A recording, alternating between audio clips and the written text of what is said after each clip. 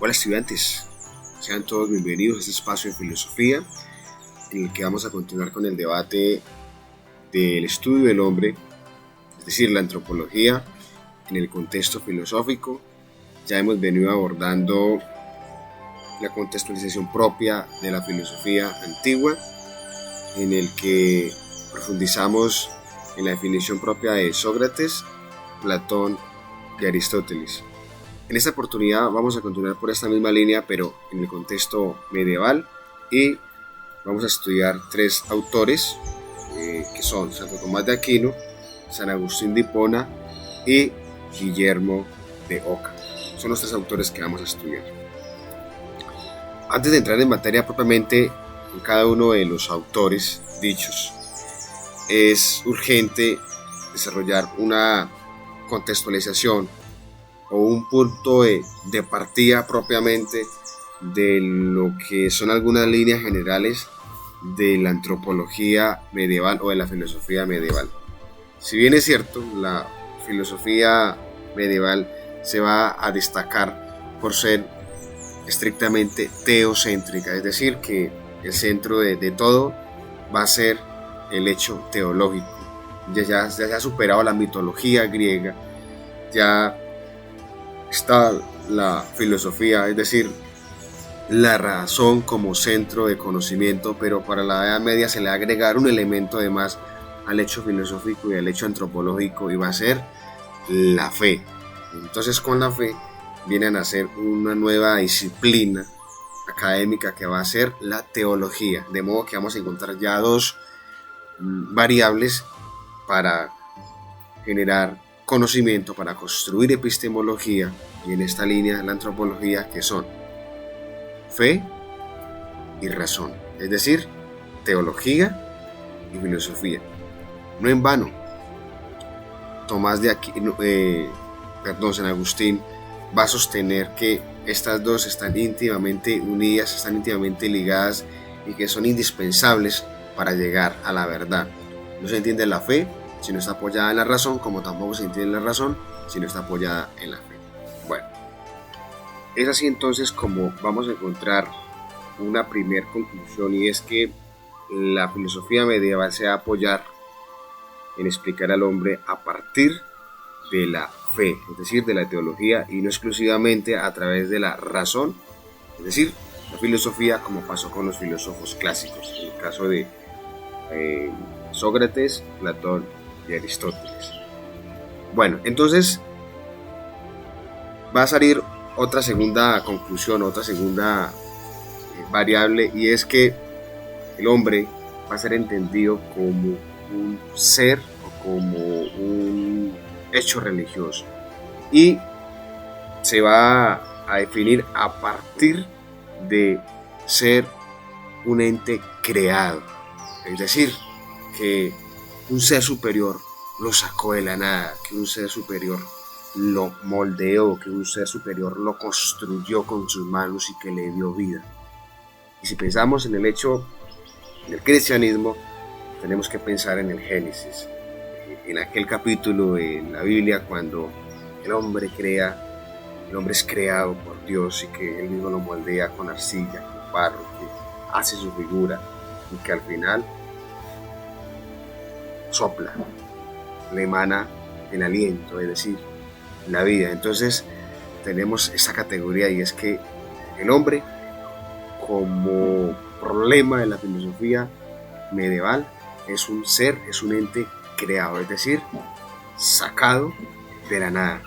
De modo que aquí hay una aclaración ya importante que hacer, y es que este primer momento del hombre entendido como un ser religioso y que es creado de la nada, que es moldeado por un ser superior, por un motor inmóvil, como diría el mismo Aristóteles, y luego ya tomado por Tomás de Aquino, que es nada más y nada menos que Dios, es una concepción muy ajena a la manera como construían filosofía los griegos.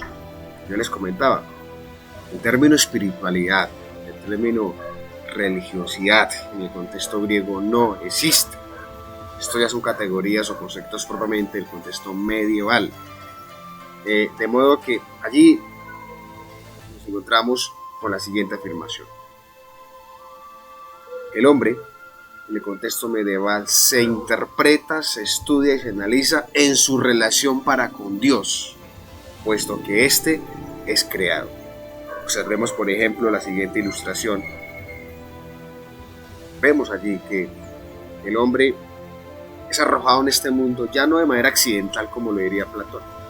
Ya no cayó, no sé, de las ideas, quizá porque se reencarnó. Aquí ya viene moldeado y creado, construido por una entidad o por un ser superior llamado Dios. Entonces el hombre aquí aparece como una criatura. ¿Listo? Para inferir eso. Y en este contexto, en esa introducción medieval, esta criatura, si es creado, si es moldeado por Dios, si es fabricado con sus manos, en el Génesis, continuando por esta misma línea bíblica, nos va a decir que es imagen, que es proyección de Dios. Es una afirmación muy interesante, muy elocuente, muy trascendental. Al decir que el hombre es semejanza a imagen de Dios, quiere decir que el hombre es la proyección de Dios, pero en la tierra. Que en el contexto mitológico podríamos entenderla que el hombre es como si fuese un semidios, es decir, es la representación del Dios que está allá, que está en el Olimpo, pero que lo vemos acá proyectado en unos mortales. Entonces, desde el plano teológico lo comprendemos y lo concebimos así por el hecho de la fe. En filosofía hay una discusión, hay que analizar, no es nuestro tema, pero filosóficamente no se puede entender al hombre como la proyección de Dios, puesto que Dios, por ser categoría de Dios, por su grandeza, por su poder, por su omnipotencia, no se puede asemejar, no puede tener rasgos similares a su criatura, a aquella que moldeó con los humanos, es decir, al hombre. Por eso hay algunos que abren el debate, y es que Dios no puede tener rasgos antropomórficos, es decir, cuerpo y forma relacionada a un hombre, con barba, con cabello, con rostro humano, identificado con un sexo como es hombre. No.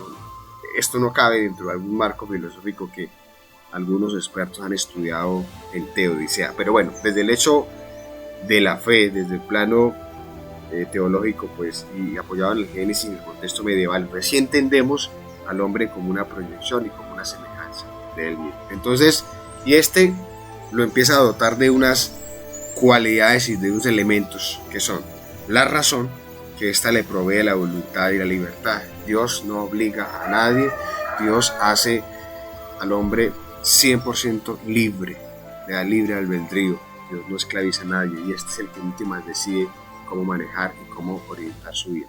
Luego encontramos que lo dota la inteligencia, es decir, del sentido espiritual, que es el alma. Y aquí ya llegamos a otra conclusión, ya dan como 5. Y es que en esta introducción que estamos haciendo en el contexto medieval, vemos que el hombre está dotado de dos naturalezas, de dos entes que son alma, acá en el sentido espiritual, y por acá que está dotado de razón. Alma, ¿sí? Está dotado de razón. Esto nos lleva a pensar que la Edad Media es una proyección o es una continuidad del contexto griego que ya les explicaba en algún momento. Bueno, continuamos entonces con esta introducción. Ya tenemos como esa primera afirmación. Luego va a salir la naturaleza corpórea, es decir, la realidad contingente, la realidad humana. Ya tenemos entonces otra categoría. El hombre tiene razón, tiene alma, que es la misma esencia, y tiene cuerpo. Observemos que es lo mismo lo que afirmó Platón, lo que afirmó Sócrates y lo que afirmó Aristóteles, solo que aquí ya tiene como un pincelazo de más, y es el contexto espiritual, es decir, el hecho religioso. Entonces, esa naturaleza corpórea que expone los medievales es justamente aquella que lo lleva al pecado, aquella que lo inclina a la inmoralidad, a cometer errores, y que esto en términos de Platón es justamente esa cárcel del alma de la cual el hombre debe liberarse, y acá en el término o en el contexto medieval es aquella inclinación natural al pecado heredada por la desobediencia de Adán y Eva, y esa se debe purificar a través de los sacrificios, a través de la purificación, de la oración, las ofrendas, bueno, y la finalidad de purificar aquí el cuerpo y por ende el alma no es para salirse de la caverna como lo plantea Platón, sino acá la finalidad es volver a Dios. San Agustín diría, cuando lo veamos, de Dios venimos y a Dios volvemos. En esencia venimos de Dios, es lo que por nuestra naturaleza contingente, por nuestra naturaleza humana, pecadora, nos hemos alejado de Dios, pero nuestra vida viene de Dios y al final volverá a Dios. ¿Listo? Es así como implica hacer toda una negación estrictamente de lo material, es decir, de todo aquello que nos esclaviza, de todo aquello que nos aleja de Dios.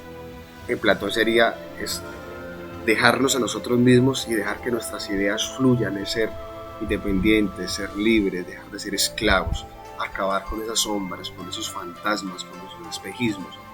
En el sentido espiritual, esas sombras, esos fantasmas, esos espejismos son nuestros pecados que usted y yo cometemos. Entonces vienen a ser una categoría además, y es la salvación eterna. Esta salvación eterna sería el proceso que implica para llegar a Dios, que en Platón sería el proceso de purificación que implica para contemplar las ideas. Y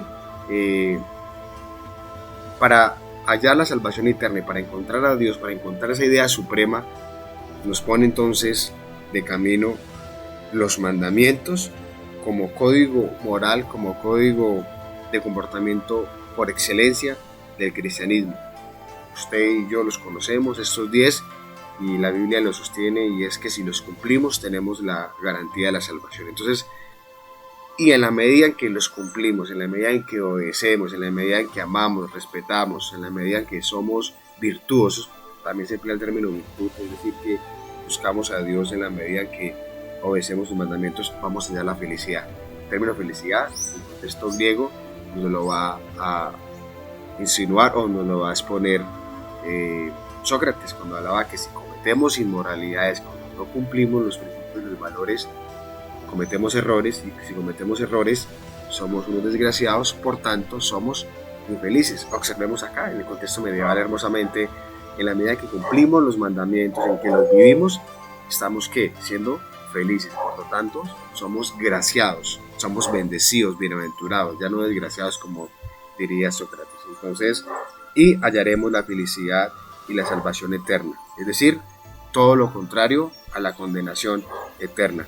Entonces, para hacer una primera conclusión, la Edad Media se caracteriza por ser estrictamente teológica, y el concepto de hombre gira en torno a que este es una criatura, es una obra hecha por Dios, que es moldeada por sus manos y que es una proyección de su imagen y semejanza, y que está compuesto por dos elementos que son cuerpo y alma, hereda la tradición griega, y que este debe tender a la búsqueda de la salvación, que la salvación, en otras palabras, es la contemplación total del rostro de Dios, que son las mismas ideas, la contemplación de la idea suprema que es Dios, y que para llegar allí es necesario, es urgente, obedecer, vivir y cumplir los mandamientos que garantizan la vida eterna. Conclusión entonces, en esta introducción de la contextualización del contexto medieval y su relación con la antropología, y es que el hombre ya nos va a entender como una materia, como un ente arrojado de manera accidental, como aparece en el contexto griego, sino aquí se nos va a exponer el concepto de hombre unido y ligado al concepto de Dios. Es decir, van a ser un problema más para la filosofía, que va a ser Dios, hombre y Dios. Bueno, vamos entonces ahora sí, después de esta contextualización que es pertinente, conocer nuestro punto de partida y saber para dónde vamos y cuál es la circunstancia que tenemos en la antropología medieval. Es urgente ahora sí tener estas bases para poder entender los autores que se nos vienen. Sobre todo San Agustín de Hipona, que va a heredar el pensamiento de Platón, y Santo Tomás de Aquino, que va a heredar el pensamiento de Aristóteles. De modo que yo les comentaba que era urgente conocer los conceptos de estos filósofos clásicos para ahora entender el postulado y la explicación que nos van a dar estos autores. ¿Listo, chicos? San Agustín de Hipona, continuando por la línea de Platón y cristianizando sus ideas, va a entender al concepto de hombre inmerso en un dualismo, entre comillas, es decir, dos naturalezas, que son cuerpo y alma. El alma para San Agustín, como también lo pensaba Platón, es aquella realidad suprasensible, metafísica, que se identifica con la razón. Es decir, el alma es la que le provee al ser humano la capacidad de ser consciente de sí mismo, de situarse ante este mundo, de confrontarlo, de interrogarlo, de construir pensamientos críticos, analíticos, propositivos, argumentativos, especulativos, etc. Y estos dos elementos son los que, junto al cuerpo, son los que van a conceptualizar la idea de hombre. Y también sigue con la misma idea de Platón, y es que esa alma, esa razón, no está sola, no está por allá como un angelito saltando por ahí, sino que está inmersa dentro de una realidad contingente que es el cuerpo, es decir, la realidad corpórea, el corpus corpus, la realidad material. Y entre las dos forman una sola esencia llamada hombre. Entonces, no se puede concebir en la idea de antropología el cuerpo por un lado y el alma por un lado. Esto me lleva a pensar un poco en Aristóteles. Recuerdan que ellos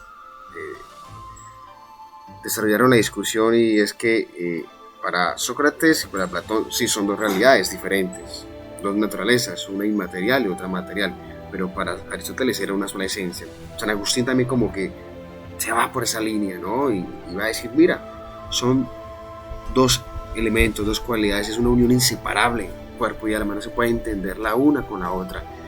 El apóstol Pablo, ¿qué diría? Que el cuerpo es templo del Espíritu Santo, es decir, nos va a definir que no se puede entender una cosa sin la otra, que las dos son una misma categoría. Y San Agustín, pues, apoyado en el Génesis, observemos que va a entender al hombre como aquella proyección, como aquella semejanza de Dios. Es decir, que el hombre ha sido creado de Dios y que está orientado a que su vida, a que sus prácticas, a que su conducta moral sea desarrollada o vivida de acuerdo a la obra de su creador. Platón diría, el mundo sensible, el mundo material es una copia, es una imitación del mundo de las ideas, del mundo suprasensible que es perfecto. En términos cristianos, Agustín de Hipona va a exponer que el hombre es una copia, es una imitación, es una proyección de la realidad trascendental que es Dios, y que nuestra perfección depende en la medida en que vivamos, en la medida en que nos comportemos, y que debe ser acorde al Creador, es decir, a la idea suprema que es Dios. San Agustín, ahora en la reflexión que hace del comportamiento del ser humano, es decir, en el análisis de la moral o de la ética, va a decir que esta debe tender a la búsqueda del bien supremo, es decir, a la búsqueda de la felicidad. Y esa búsqueda del bien supremo, esa búsqueda de la felicidad, no se entiende de otra manera que en la contemplación y en el seguimiento que se le hace a Dios. Y él habla de la famosa vía beatífica. La vía beatífica es la felicidad misma, que es contemplar a Dios cara a cara. Es contemplar el Creador, y que el Creador contemple a su criatura, y que de allí se halle la salvación. Y esta salvación, esta contemplación cara a cara entre Creador y criatura, ¿dónde se da? ¿En la tierra? ¿Dentro de la caverna? ¿O cuando estemos contemplando las ideas? ¿Dónde será? ¿Ustedes qué piensan? Pues se da en la vida eterna, cuando dejemos esta naturaleza contingente y partamos a la contemplación de ese mundo suprasensible. San Agustín concluye entonces ese tema central de la antropología, y es que alma y Dios son el elemento fundamental para que el hombre se conecte con su creador, con su máximo autor, con su máximo intelectual, que fue aquel que construyó la obra, que es él mismo. Continuamos entonces con Santo Tomás de Aquino, este autor, continuando por la misma línea de su antecesor, San Agustín, y persuadido o determinado por Aristóteles, va entonces también a exponer que en el concepto de hombre, los dos, es decir, las dos naturalezas, cuerpo y alma, son unidas, son una sola esencia. Recordemos que Aristóteles sostuvo esta teoría y fue la que la distinguió de Sócrates y de Platón. Entonces, son una misma esencia, son una misma categoría, pero con dos sustancias, como son cuerpo y alma. Esta exposición, como él la sostiene,